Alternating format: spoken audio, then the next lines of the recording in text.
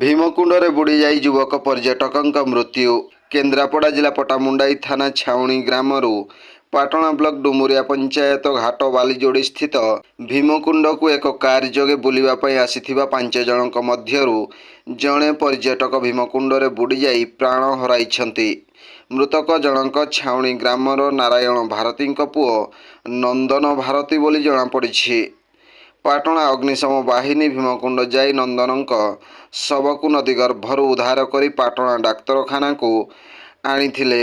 ଘଟଗାଁ ପୁଲିସ ଉପସ୍ଥିତିରେ ଉଦ୍ଧାର ପ୍ରକ୍ରିୟା କରାଯାଇଥିବା ବେଳେ ଏନେଇ ଘଟଗାଁ ଥାନାରେ ଅପମୃତ୍ୟୁ ମାମଲା ରୁଜୁ ହୋଇଥିବା ବେଳେ ଆଜି ଶବ ବ୍ୟବଚ୍ଛେଦ କରାଯିବ ବୋଲି ଘଟଗାଁ ଥାନା ଅଧିକାରୀ ସୁଭ୍ରାନ୍ତ କୁମାର ଜେନାଙ୍କଠାରୁ ପ୍ରକାଶ। ସୂଚନାଯୋଗ୍ୟ ଯେ ଗତକାଲି ମଙ୍ଗଳବାର ଥିବାରୁ ଘଟଗାଁ ତାରିଣୀ ଦର୍ଶନ କରିବା ପରେ ଭୀମକୁଣ୍ଡକୁ ଯାଇଥିଲେ।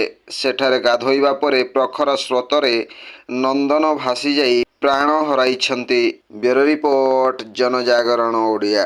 ଭିଡ଼ିଓ ଗୁଡ଼ିକ ଆପଣମାନଙ୍କୁ ଭଲ ଲାଗୁଥିଲେ ଆମ ଚ୍ୟାନେଲକୁ ସବସ୍କ୍ରାଇବ୍ କରିବା ସହ ଲାଇକ୍ ସେୟାର କରିବାକୁ ଭୁଲନ୍ତୁ ନାହିଁ।